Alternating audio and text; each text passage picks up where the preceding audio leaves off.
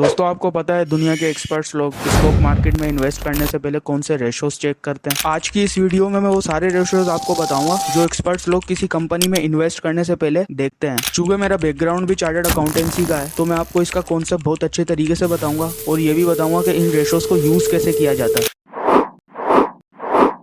ये 3 कैटेगरी के रेशो हैं जो स्टॉक मार्केट में इन्वेस्ट करने से पहले लाजमी यूज़ करने चाहिए। प्रॉफिटेबिलिटी रेशो, जिससे हमें ये पता लगता है कि कोई कंपनी हमें कितना कमा के दे सकती है। दूसरे नंबर पे वैल्यूएशन रेशो, इससे हमें ये पता लगता है कि किसी कंपनी का स्टॉक अभी महंगा मिल रहा है या सस्ता मिल रहा है। तीसरे नंबर पे है ग्रोथ रेशो। ग्रोथ रेशो से हमें ये पता लगता है कि कोई कंपनी फ्यूचर में ग्रो करेगी या नहीं करेगी। तो बिना टाइम ज़ाया करे हम ये रेशो की तीनों कैटेगरी को 1 बाय 1 समझते हैं।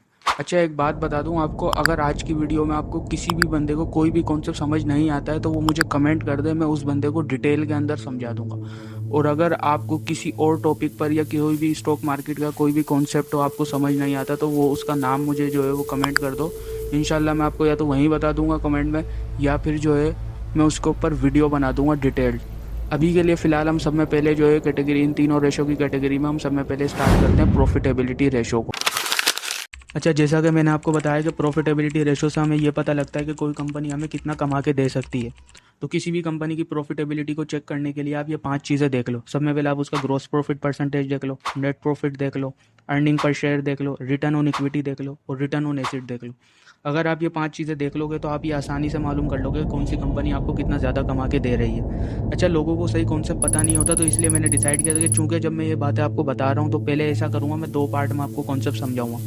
पहले मैं ये समझाऊंगा कि इन हर एक रेशो का कॉन्सेप्ट आपको बताऊंगा डिटेल में, ताकि आपको कॉन्सेप्ट आइडिया हो। देन मैं आपको इसको यूज़ करना सिखाऊंगा पार्ट 2 में, कि किस तरीके से जो है वो कंपनी को एनालाइज किया जाता है, किस तरीके से अप्लाई करें हम रेशो को, किस तरीके से हम इन रेशो को पढ़ें। रीड करना भी एक महारत होती है। तो पहले मैं आपको कॉन्सेप्ट बताऊंगा, देन मैं आपको रीड करना सिखाऊंगा। रिटर्न ऑन इक्विटी का मतलब ये होता है कि कंपनी को शेयर होल्डर ने जो पैसा दिया है, कंपनी उस पैसे को इस्तेमाल करके कितना रिटर्न कमा के दे रही है। इसको कैलकुलेट करने का फार्मूला ये होता है कि net profit divided by share holder equity. Net profit वो जो एनुअल रिपोर्ट में नीचे P&L में दिया हुआ होता है, और शेयर होल्डर इक्विटी हम कैलकुलेट करते हैं total asset minus total liability. ये आ जाता है शेयर होल्डर का पैसा। अब फर्ज करो अगर किसी कंपनी का नेट प्रॉफिट आता है 20%, और उसमें जो शेयर होल्डर ने जो पैसा दिया हुआ उस कंपनी को काम करने के लिए वो है 90 रुपये। तो अगर हम इसको डिवाइड करेंगे, कैलकुलेट करेंगे, तो रिटर्न ऑन इक्विटी आएगा 22%। इस 22% का मतलब ये है कि इस कंपनी की काबिलियत ये है पैसा कमाने की कि ये हर 100 रुपये पे 22 रुपये कमाती है।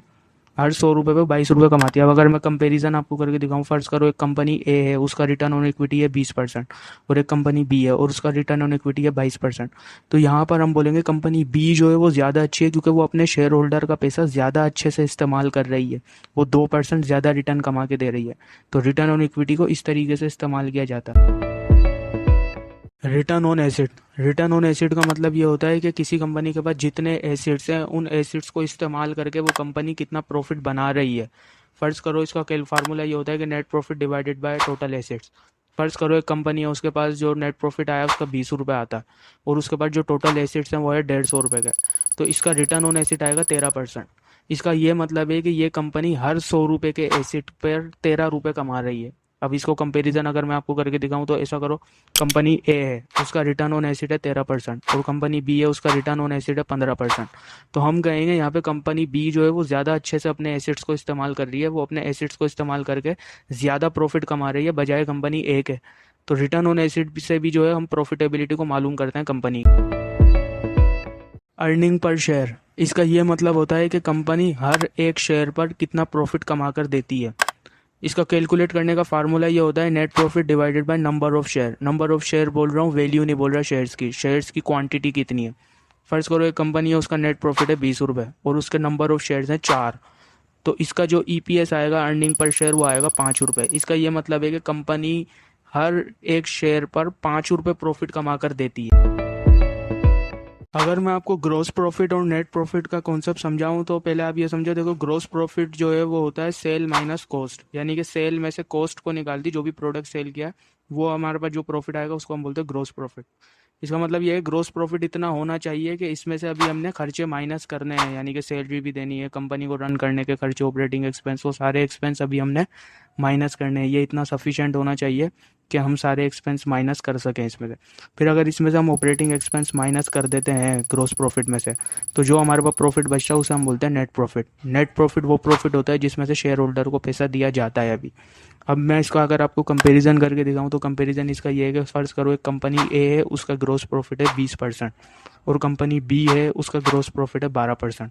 अभी तक तो अगर हम डिसीजन करें तो हम बोलेंगे कंपनी ए अच्छी है, लेकिन अगर हम नेट प्रॉफिट देखें दोनों का, तो नेट प्रॉफिट कंपनी ए का है वो है 6%, और कंपनी बी है उसका नेट प्रॉफिट है 5%। तो मेरे हिसाब से मैं बोलूँगा कंपनी बी ज़्यादा अच्छी है, क्योंकि उसने अपने ऑपरेटिंग एक्सपेंस बहुत ज़्यादा अच्छे तरीके से मैनेज किए, बजाय इसके कि कंपनी ए को देखें।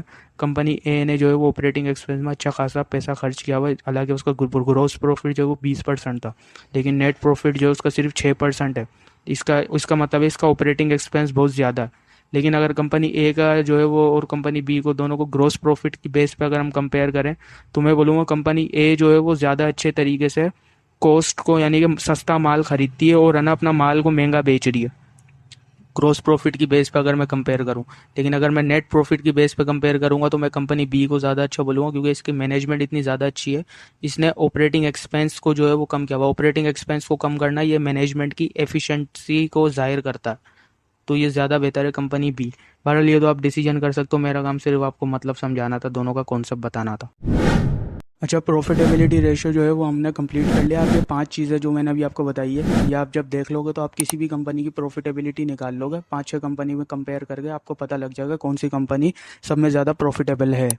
अब 2 रेशो रह गए, जो वैल्यूएशन रेशो है और एक ग्रोथ रेशो। अभी वीडियो जो है वो ज़्यादा लंबी हो रही है, तो मैं सोच रहा हूँ इसके अगली वीडियो, नेक्स्ट वीडियो के अंदर वैल्यूएशन रेशो और ग्रोथ रेशो जो है उसके अंदर अपलोड कर दूँ, क्योंकि वैल्यूएशन रेशो बहुत ही ज़्यादा इंपॉर्टेंट है और उसमें ज़्यादा टाइम लगता है कि हम जो है वो ये पता लगा ले कि किसी स्टॉक महंगा मिल रहा है या सस्ता मिल रहा है, क्योंकि स्टॉक की असल वैल्यू हमें पता लगनी चाहिए। अगर हम उसकी ट्रू वैल्यू पे स्टॉक को खरीदेंगे तभी हम जो है वो उसमें से अर्न कर सकते हैं। अगर हम महंगा स्टॉक खरीदेंगे तो जाहिर सी बात है वो आगे जाके कुछ टाइम बाद उसकी प्राइस नीचे आएगी तो हमें नुकसान ही होगा। तो valuation ratio is very important to understand. इसलिए मैं सोच रहा हूँ नेक्स्ट वीडियो के अंदर आपको डिटेल के अंदर वैल्यूएशन रेशो और ग्रोथ रेशो बता सकूँ।